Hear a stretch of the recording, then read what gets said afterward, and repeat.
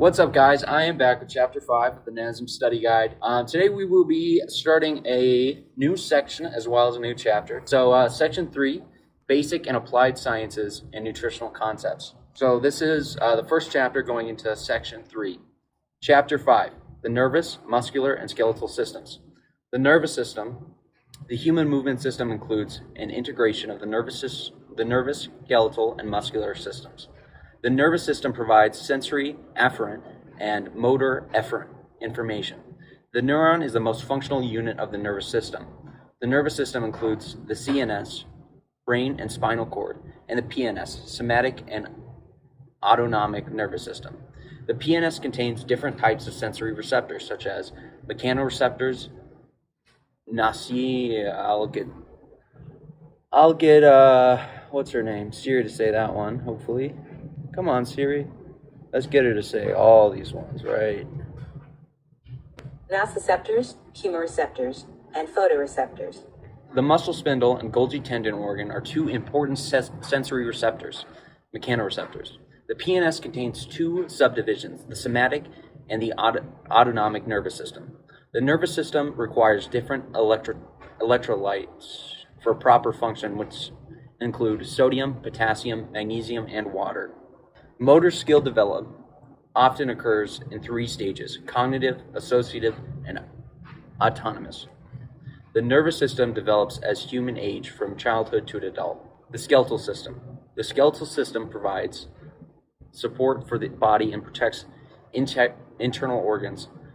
The skeletal system has two divisions, axial and appendicular. Human bones act as attachment sites and levers, rigid rods, to produce movement when muscles contract.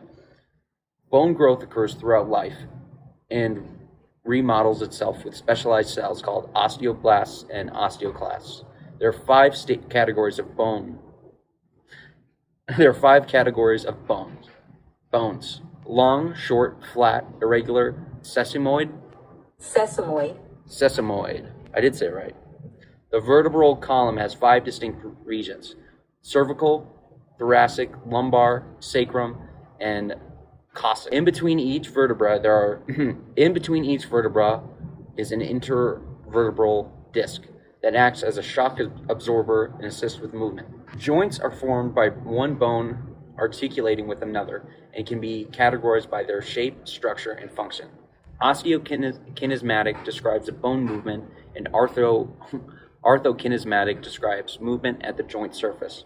Synovial joints are unique with synovial capsule, but also contain other connective tissue, such as ligaments, fascia, that provide support. Synovial joints have 6 classifications: gliding, plane, condyloid, I don't know that word.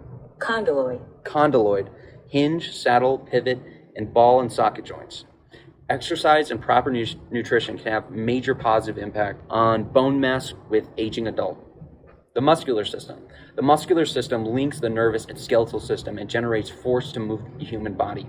Muscles have complex structures that include different layers of connective tissue that surround the contractile muscle fibers. Myofibrils consist of repeating sarcomeres and myofilaments, actin and myosin, which create the muscle contraction called sliding filament theory.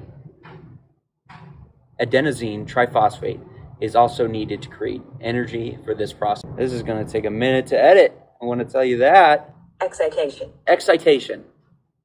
Okay. Excitation contraction coupling describes the steps in the muscle contraction process involving the nervous and muscular system. The electrolyte calcium. Acetylcholine. I knew that one. Acetylcholine. More plates, more dates, guys. The electrolyte calcium and the neurotransmitter acetylcholine are involved in the excitation contraction coupling process. All or nothing principle describes how a motor unit either maximally contracts or does not contract at all. Muscles involved with fine motor skills have motor units with fewer inverted fibers. Motor units involved in gross motor control have motor units with, so this is between the difference between fast twitch and slow twitch muscle fibers. Again, something I really want to learn more about, and I'll make a video about. So type 1 slow twitch muscle fibers are smaller in size, produce less force, and are fatigue resistant. Type 2 fast twitch muscle fibers are larger in size, produce more force, and fatigue quickly. Yeah, I don't feel like those are very, because I know it's more complex than just that. Once I find a good source, I'm sure Nasm has a decent blog article about the difference. But once I find a good, decent source for information about those two, I'll try to make a video that is, more explaining it in simple terms. All right, well, that is chapter 5. What's up, guys? What's up, guys? I am back with the chapter 6 of the NASM study guide. This chapter is called the Cardiorespiratory, Endocrine, and Digestive System. This chapter, I know, is very big. At least the cardiorespiratory system is very big on the NASM exam.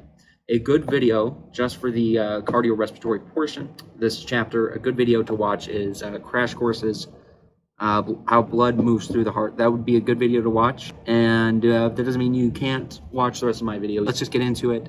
The cardiorespiratory system is comprised of the heart, blood vessels, and lungs. The respiratory system is comprised of the respiratory airways, lungs, and respiratory muscles. The heart is contained in an area referred to as the mediastinum. A normal heart rate ranges from 60 to 100 beats per minute. That bullet point sounds like a test question to me, so let's go over it one more time. A normal heart rate ranges from 60 to 100 beats per minute. Each side of the heart has two chambers, an atrium and a ventricle. The body will increase the heart rate in response to exercise and decrease the heart rate during sleep. The electrical conduction system of the heart is responsible for the function and begins with the sinoatrial node, is in the right atrium. The sinoatrial node is referred to as the pacemaker of the heart and sends an electrical signal to the arterioventricular node and ultimately into the ventricles. The right atrium gathers deoxygenated blood, returning to the heart from the body, and then sends it to the right ventricle and to the lungs for oxygenation. The left atrium receives oxygenated blood from the lungs and sends it into the left ventricle to be pumped out into the body. Special valves are present in the heart to ensure that blood is pumped in a one-way fashion. The pulmonary artery transports deoxygenated blood from the right ventricle to the lungs, whereas the pulmonary vein transports oxygenated blood from the lungs to the left atrium. Okay, the pulmonary artery transports deoxygenated blood from the right atrium to the lungs, whereas the pulmonary vein transports oxygenated blood from the lungs to the left atrium. As a part of a normal integrated functioning of the cardiorespiratory system, the carbon dioxide from deoxygenated blood pumped into the lungs from the right ventricle is ultimately expelled to the environment through normal expiration. Stroke volume is the amount of blood pumped out of the heart with each contraction. I'm going to lower my chair. All right. And diastolic volume is the volume of blood in the ventricle prior to contraction, whereas the end of systolic, I need that, volume is the amount of blood present in the ventricle after contraction. Stroke volume is ultimately a product of end systolic volume minus end diastolic volume.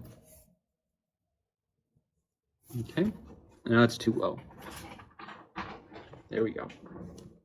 That's good. Cardiac output is the volume of blood pumped out of the heart in a minute and is a function of both heart rate and stroke volume. Normal blood pressure is systolic less than 120 mmHg with diastolic of less than 80 mmHg. Arteries transport blood away from the heart to the body, whereas veins transport blood back to the heart, and capillaries function as an exchange channel between vessels and bodily tissues. So already I'm realizing how many key terms are in this chapter, and we're not even into the endocrine system or anything, but I think the heart is the main study point. So with that being said, I'm going to have to I'll make a Quizlet with all these terms I'm not sure about and may not even come up in the exam, but should have a overall assisting effect on understanding the blood flow through the heart. So if I'm reading this and you also are lost as much as me, let's not be lost. We'll Quizlet it out. Anyway, I'm going to read that point one more time. This is going to be a longer video just because I think it has a lot of key points that is not necessarily complex, but a lot of memory that is not specifically intuitive to me, and that makes me think maybe someone else doesn't have it intuitively memorized. Arteries transport blood away from the heart to the body, whereas veins transport blood back into the heart, and capillaries function as an exchange channel between the vessels and bodily tissues. Breathing, ventilation, is divided into two phases, referred to as inspiration and expiration. The respiratory system is tasked with bringing in oxygen, filtering air from inspiration, and subsequently oxygenating blood from the heart, as well as exhaling carbon dioxide. A normal respiratory rate is 12 to 16 breaths per minute and relies on the primary respiratory muscles, the diaphragm, and I'm going to say costals or coastals. I think it's coastals, but let's verify. We know how to say it. Intercostals. Intercostals. During normal inspiration, active contraction of respiratory muscles occurs, whereas relaxation during expiration.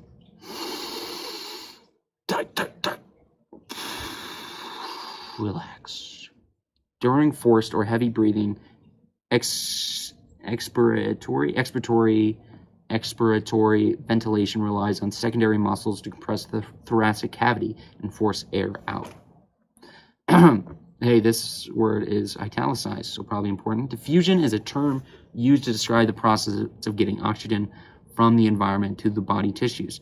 Abnormal breathing patterns will affect exercise performance and may be identified by shallow breaths, which often are associated with the use of secondary respiration muscles, the sternocleidomastoid, upper trapezius, and scalenus. Oh, I've always wanted to know how to say that. Scalenes. Scalenes? I was wrong. A respiratory rate of less than 8 breaths per minute would be considered too slow. Bradypnea, whereas the rate greater than 24 breaths per minute is considered too high. Tachypnea. I don't think I'm saying that right, by the way. So, the endocrine system is comprised of glands and secrete hormones. When hormones are released into the bloodstream, they are protected by transporters, which carry them to the intended organ or structure, whereas they bind with the receptor to stimulate a particular function. The hypothalamus and pituitary gland control a majority of the functions of the endocrine system. Cortisol, which is stimulated by the adrenal cortex, may be used to aid in the recovery of exercise and as a marker of overtraining. Cortisol, I think that is a key thing to know. I do believe that. I've heard that. And let's say it again. Cortisol may be used to aid in recovery from exercise and as a marker of overtraining. So cortisol can be used as a marker for overtraining. Insulin and glucagon both function to control blood glucose levels and work opposite to each other. Glucagon aids in the metabolism of glucose, and insulin aids in the cellular uptake of storage of glucose. I'm not even going to try to say that one. Catecholamines, which consist of epinephrine. I do that one. I can't say it still, though. Come on. Norepinephrine. Oh, said it. Are immediately stimulated from the adrenal medulla in the response to exercise. Cortisol is considered a catabolic hormone. It is produced by adrenal cortex and is sensitive to blood sugar and sleep. Although testosterone levels decline with age, they can be stimulated through intense exercise. Growth hormones are responsible for the growth and development as well as lipolysis and are produced from the pituitary gland.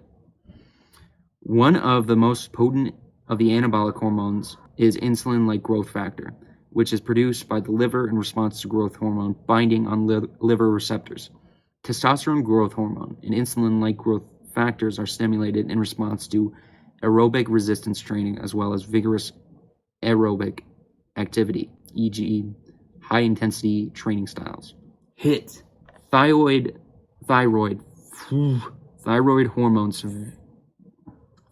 hormones serve numerous functions in the body, including metabolism and increasing bone mineral density through the secretion of calcitonin. Calcitonin was my guess. Calcitonin. Adequate sleep is a necessary requirement for the glucose metabolism, hormone function, and muscle recovery. The digestive system consists of oral cavity, head and mouth, and upper GI system, stomach, small intestines, and let's get Siri again. Duodenum, jejunum, and ileum. And the lower GI tracts, large intestine, rectum, and anus, as well as liver, gallbladder, and pancreas. Ingested foods and liquids are first processed in the oral cavity, whereas mastication.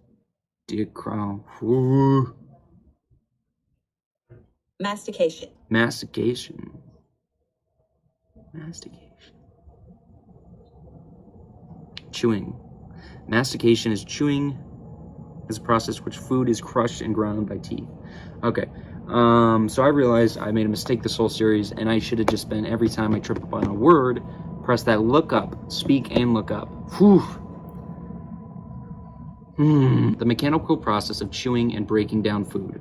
Oh, well, I guess it defines it there. So, begins the digestive process. Once food is broken down, it passes through the esophagus into the stomach, where gastric juices aid in digestion, kill bacteria, and turn food into chyme, which is passed through the small intestine. So, how do you say that? Chyme. Chyme. And what is that?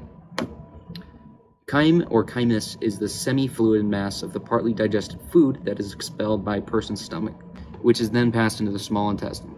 The small intestine has a key function of absorption of carbohydrates, lipids, calcium, amino acids, and iron. Additionally, electrolytes, including water, are absorbed into the small intestines. The large intestines absorb electrolytes and vitamins and serve to pass waste from the non-digested food into the rectum, where fluids are absorbed into both small and large intestines. The large intestines uses water to help pass waste into the rectum. The liver, gallbladder, and pancreas produce and store digestive juices, which are secreted into the small intestine to help with digestion. Evidence suggests that exercise can improve digestive function by increasing transit time of food from upper to lower GI tracts. All right. So that is chapter 6. Woohoo! I can do that lookup feature. So I'm going to be doing that a lot more. So prepare to be a lot more educated with me. So we'll be able to not only learn how to say the words that I don't know, or maybe you don't know, but we'll also be able to get the definition of them in real time. So that is chapter 6. Thank you for sticking along with me. And come back next time for chapter 7, for the human movement. Can't speak. Chapter 7, human movement science. Hey guys, thank you for coming back for chapter 7 of the NASM study guide. This is human movement science. Movement is described in 3 dimensions that are based on planes, which include the sagittal, frontal, and transverse planes. Osteokinesmatic describes the observable movement of a limb, whereas orthokinesmatic describes the movement taking place at the joint itself. Movement is described using biomedical terminology that is universal to all professions in the allied health industry. The sagittal plane is an imaginary line that bisects the body into the left and right halves. Movements in the sagittal plane include flexion, extension, plantar flexion, and dorsiflexion at the foot and ankle. Sagittal movements would be bisect your body from in the middle into left and right sides. So imagine there's a line right here. So it'd be anything moving like this. So bicep curl is a movement in the sagittal plane.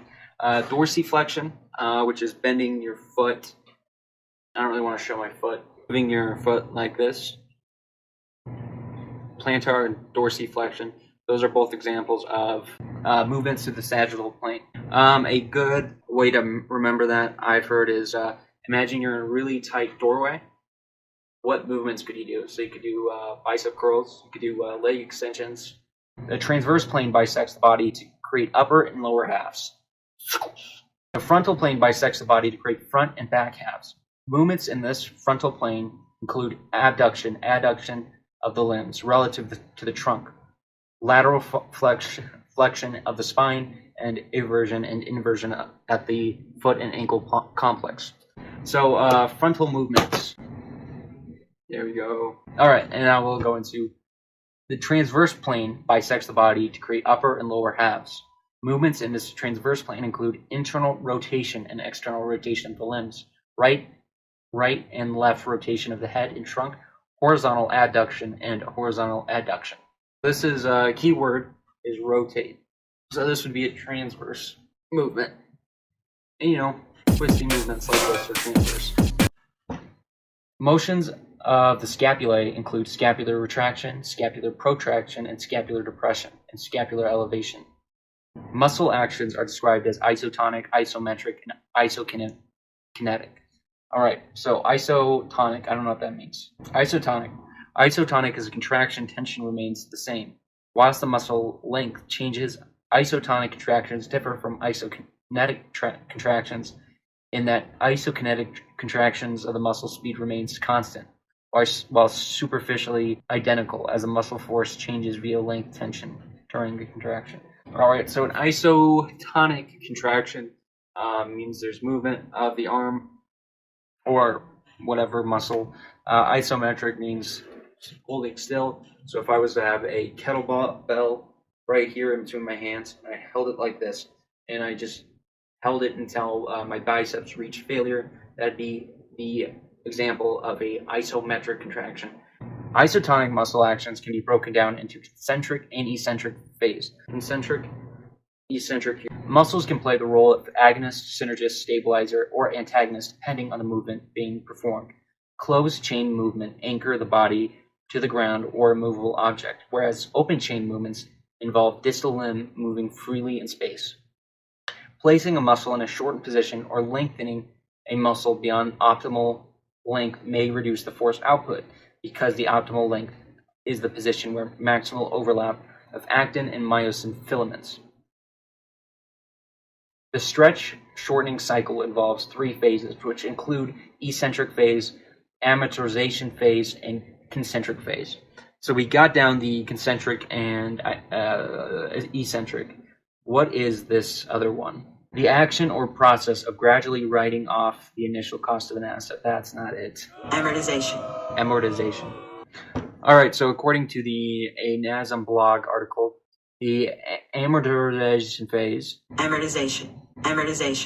component is a time of dynamic stabilization during which the muscle transitions from overcoming acceleration of gravity and loading energy to release it.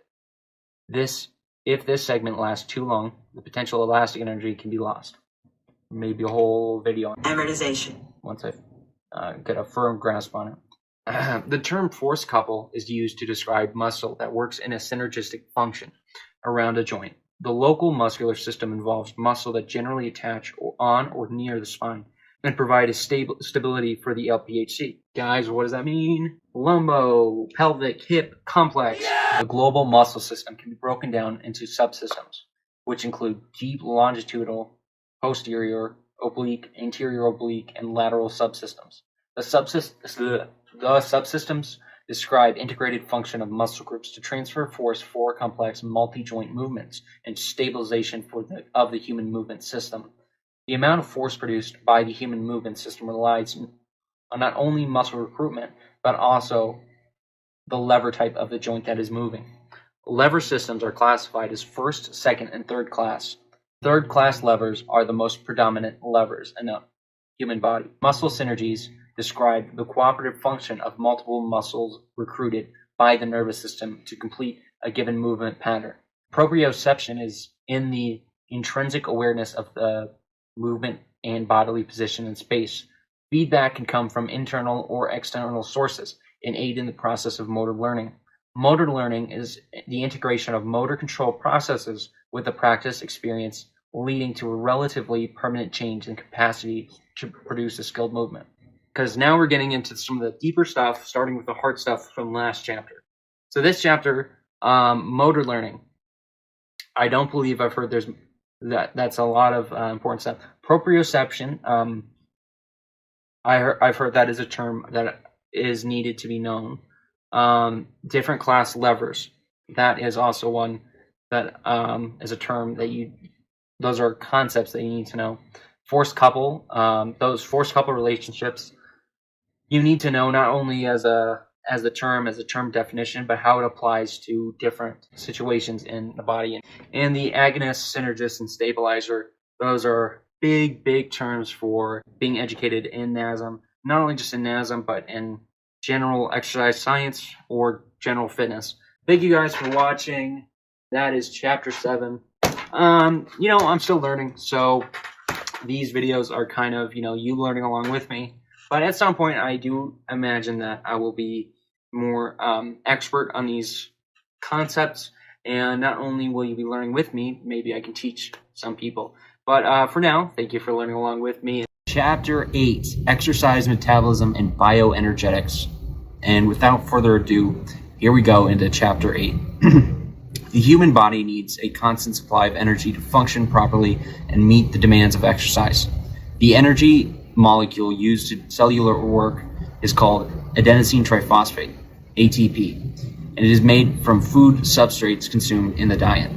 The first law of thermodynamics states that energy can neither be created nor destroyed, only converted from one form into another. That is a really important fact to know. I'm sure if you've taken AP Bio, or probably regular bio, and chemistry, that's when they really drill into your head. Again, I haven't heard anything about that specifically on NASM, but the first law of thermodynamics, energy can neither be destroyed nor created, only converted from one form into another. I know that's a very important point to nail down. The fuels used to create ATP are glucose and from carbohydrates, free fatty acids from fat, amino acids from protein, and ketone bodies. These fuels mostly obtained through diet.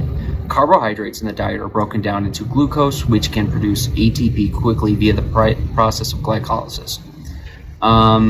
Quick promise, I will never do a video on glycolysis because that's complicated, and I had a test on that in high school, and it gave me an aneurysm. Glucose is stored in the form of glycogen. The amount of glycogen that can be stored in the body is much less than the amount of fat that can be stored. Free fatty acids are the byproduct of the breakdown of stored consumed fats. They are oxidized exclusively via the aerobic pathway, which uses oxygen to create ATP. Amino acids are the byproduct of protein breakdown or digestion. Amino acids can be metabolized via oxidative phosphorylation. That's my guess. We're gonna have Siri verify that.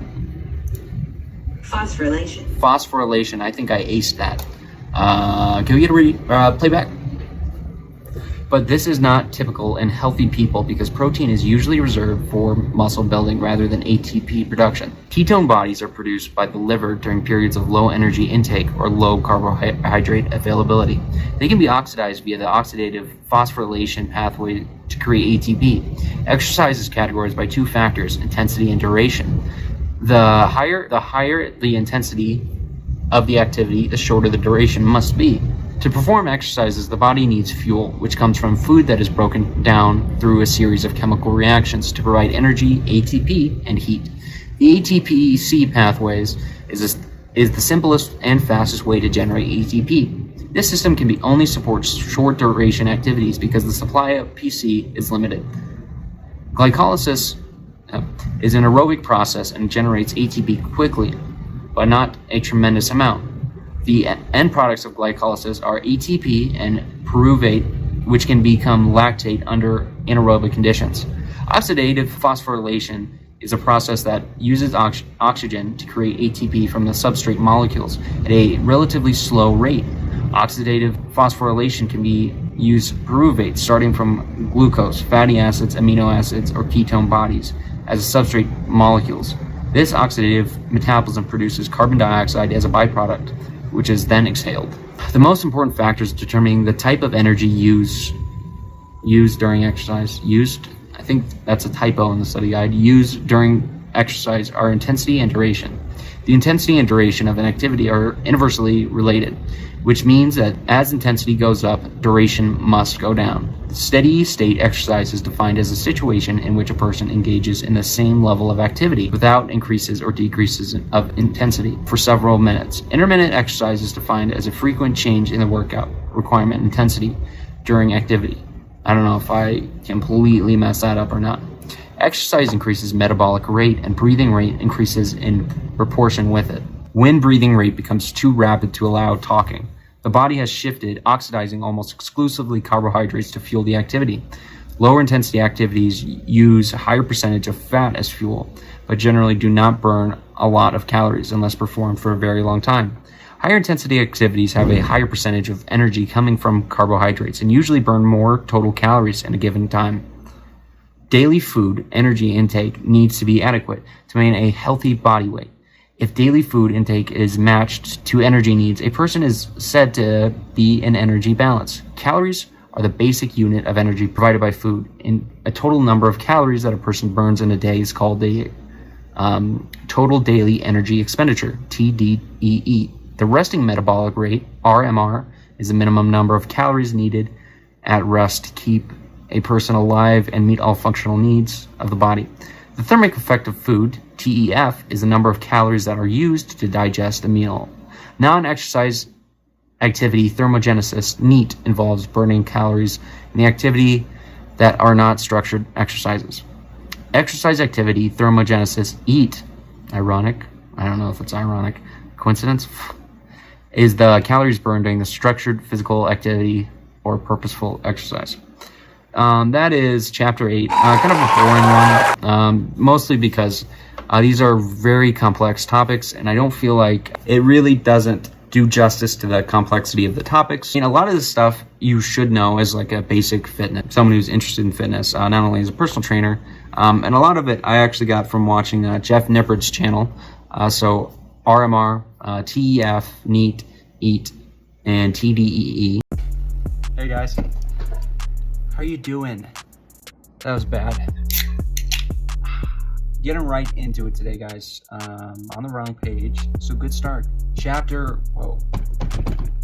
That shakes a good amount. Okay. Chapter 9, Nutrition.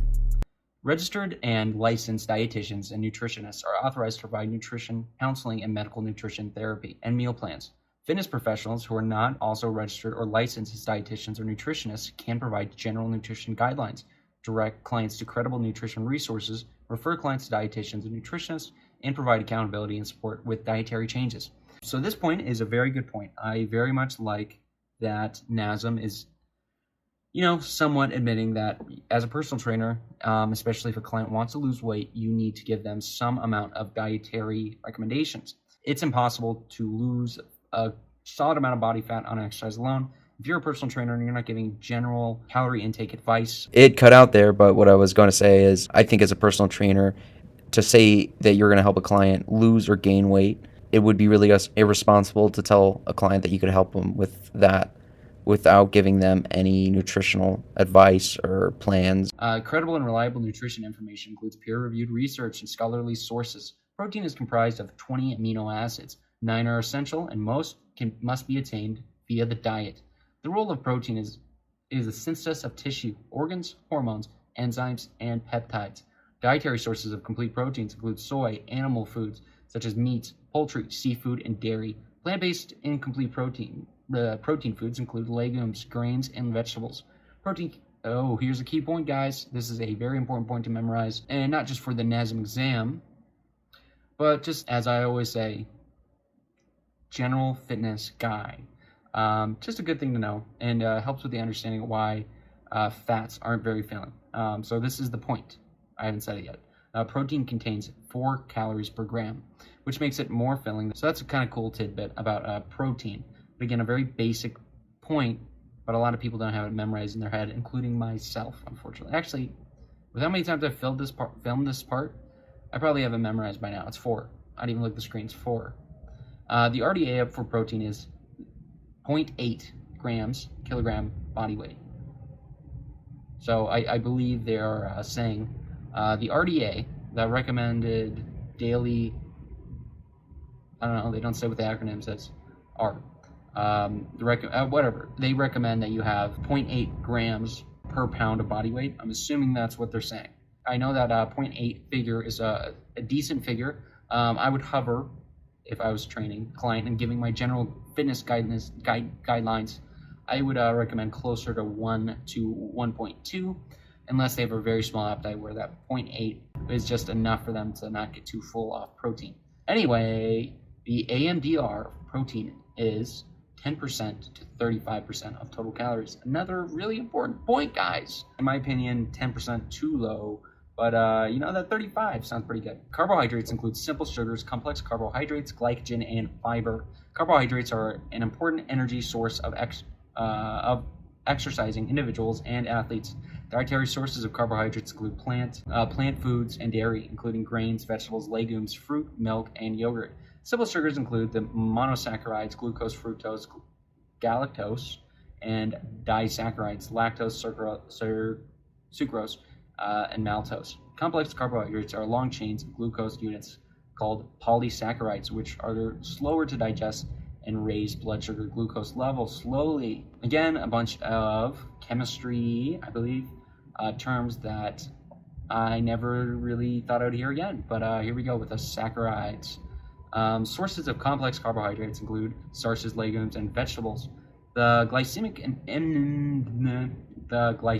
index of the effect of carbohydrates on blood sugar levels. Low GI foods cause smaller rises in blood glucose compared to high GI foods.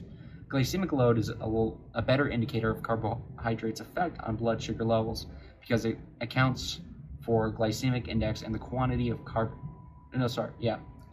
carbohydrates consumed. Carbohydrates contain 4 calories per gram, and that is the same as proteins. Glycogen is the storage form of carbohydrates in animals and humans. Glycogen is stored in the liver and skeletal muscles. Fiber is indigestible carbohydrate associated with various health benefits that include both soluble and insoluble fiber. The AMDR for carbohydrates is 45 to 65% of your daily calories. Fiber recommendations: 25 to 28 grams of fiber a day for a woman aged 19 to 50 years old, and 30 to 34 grams a day for a man aged 19 to 50 years old. 45 to 65% of your calories should be carbs. Nasm likes carbs. Go carbs. Go carbs. Lipids are commonly referred to as fats and include triglycerides, phospholipids, and sterols. Saturated fat sources include animal fats, full fat dairy, coconut, and palm oil. Polyunsaturated fat sources include omega-6, nuts, seeds, oil, omega-3, fatty fish, flaxseed, walnut, chia seeds, fortified milk, eggs, dairy from grass-fed cows, and green vegetables. Monosaturated fat include olives, olive oil, avocado, peanuts, and canola. Phospholipids sources include meat, egg yolk, seafood, poultry, soybeans, and grains. Sterol sources include cholesterol from animal foods, egg yolk, and plant sterols.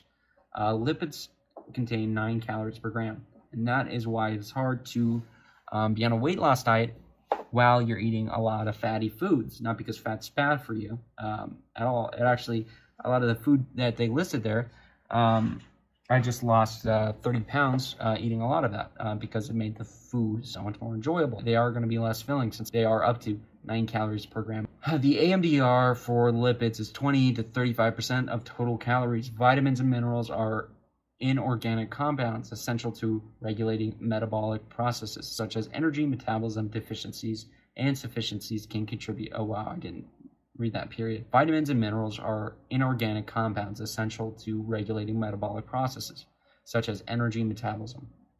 Deficiencies and insufficiencies can contribute to health issues. Vitamins include two groups, fat soluble and water soluble. Vitamins A, D, E, and K are fat soluble. Water soluble vitamins include vitamin C and B vitamin, thiamine, riboflavin, niacin, folate, B12, pantothenic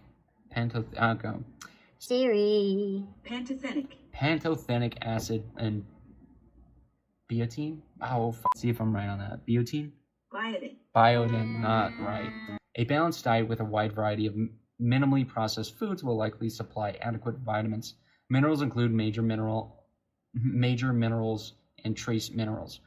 Fluid recommendations, general population, approximately 11.5 cups. 11.5. That sounds weird. 11.5 cups a day.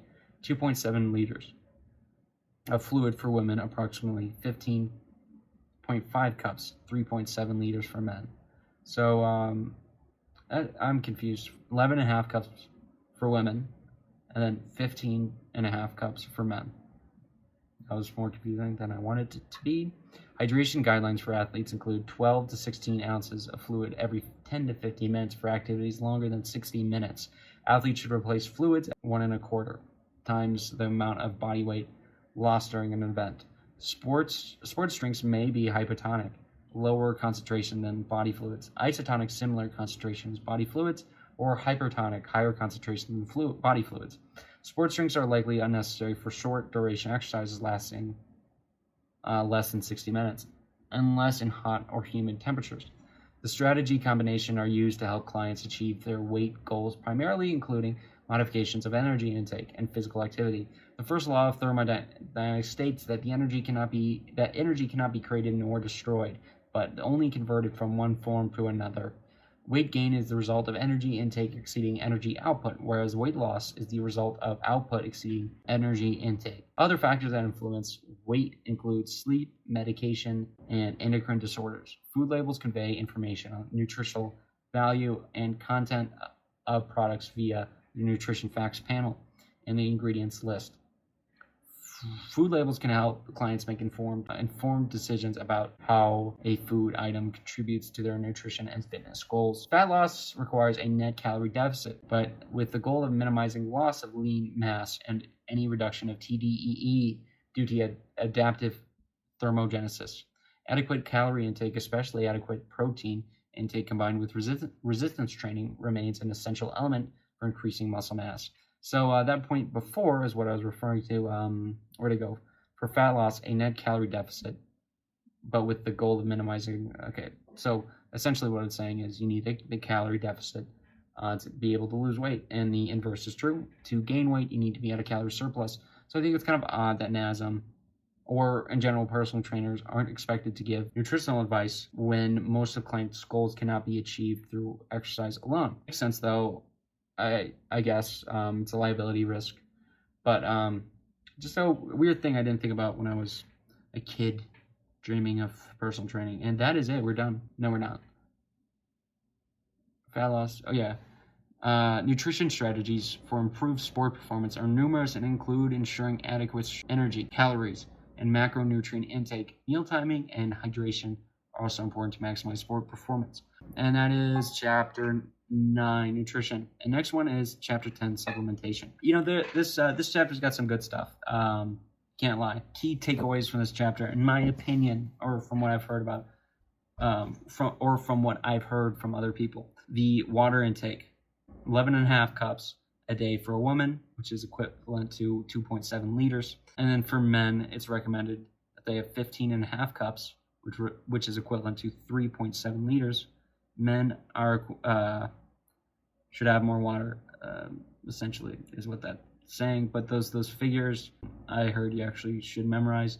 The number of calories per gram for each macronutrient, which is fat, protein, and carbohydrates. It's 4, 4, 9. Guess which one's 9? That's the, yeah, you got it. And then the and then what percentage of calories should be, each macronutrient should be your total caloric intake for the day. I think I said that right. Whoa, this is 20 minutes? Wow, I'm gonna have to edit this. That's it for the video. Hey guys, what's cooking? I'm back here with the chapter 10 of the Nasm study guide. Congratulations to us and all my 20 viewers. I did not think we'd make it this far. I thought we would get taken down by now by the Nasm overlords. I thought they would have canceled. But so thank you guys for all sticking in here with me with these just me reading. I appreciate that.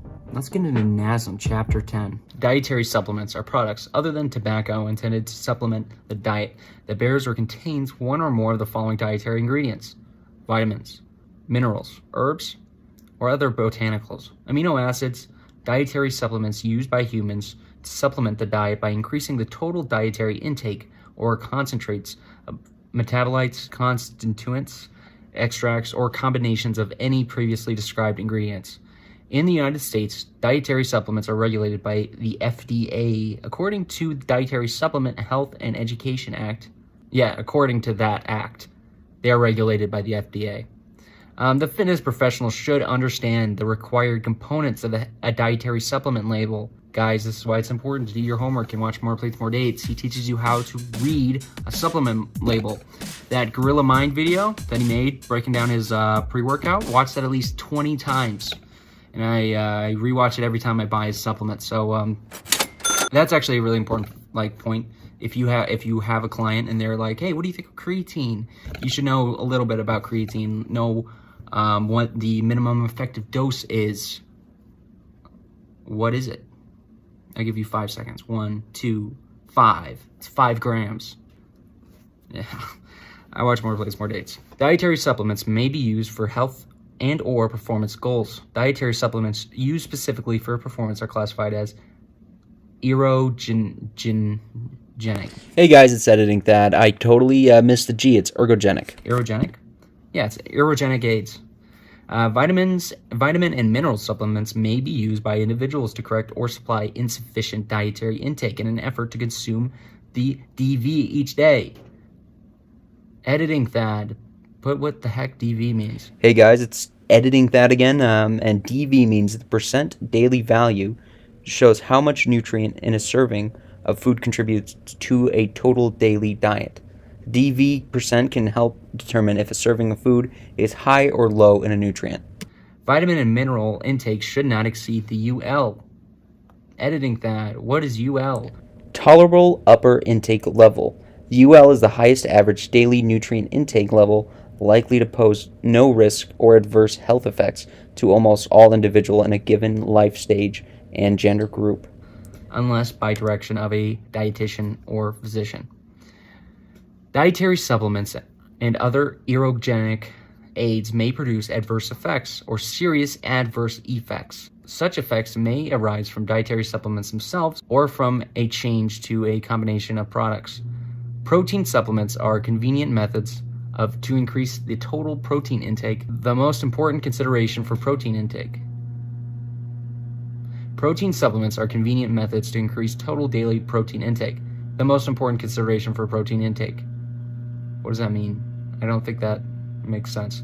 Protein needs depend on activity level, body size, and body composition goals of the individual. Yeah, so protein depends on the activity level, body composition goals. But proportionally, they don't. Like, as a percent, I would assume you would still want to hover between that, 20 to 30% of your total calories, unless you really, really don't want to put on weight, because you will feel a little bit more full off protein.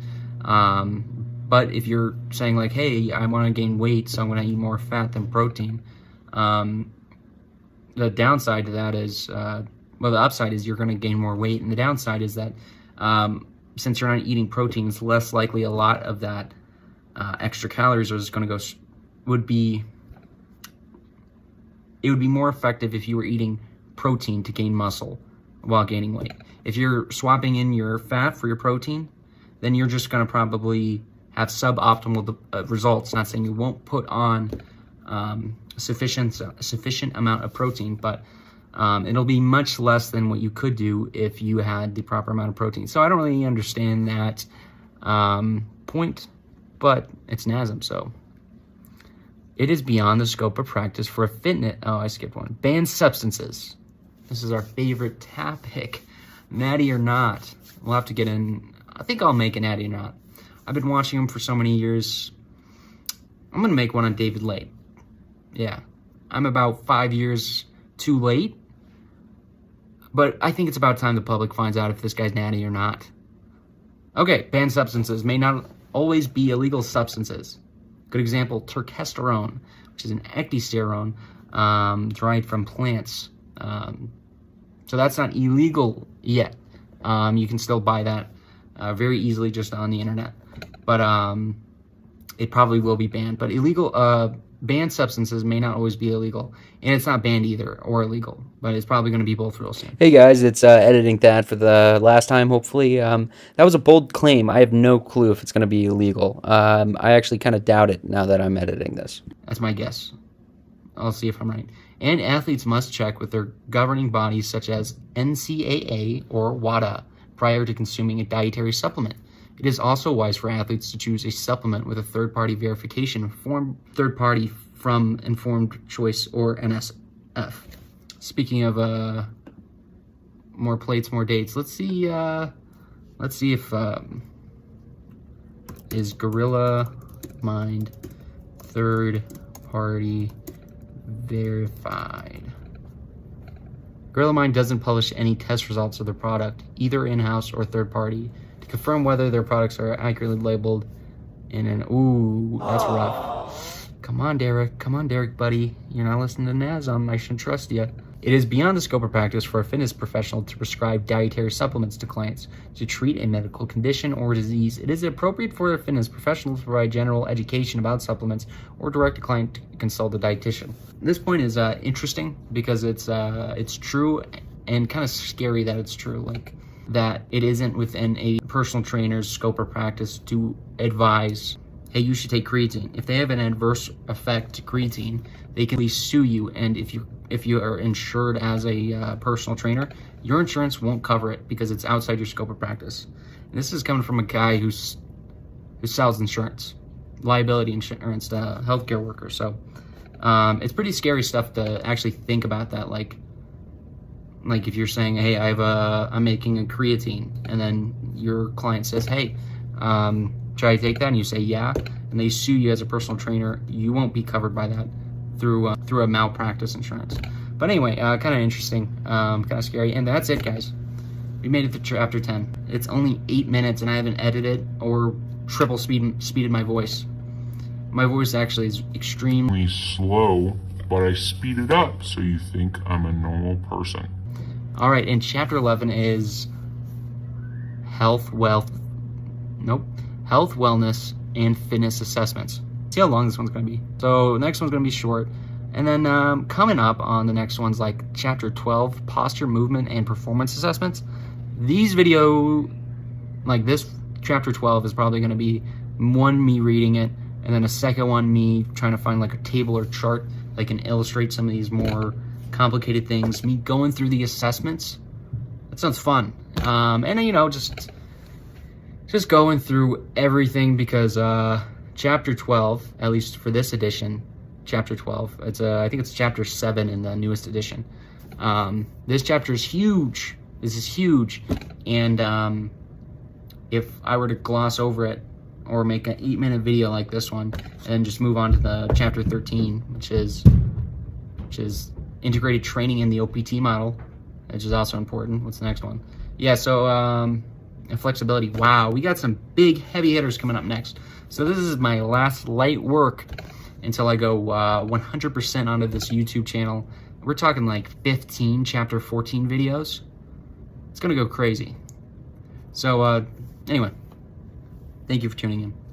I appreciate it. Thank you for subscribing. Thank you for my 30 subscriber army. You guys are the stuff. Anyway, come back again for chapter 16.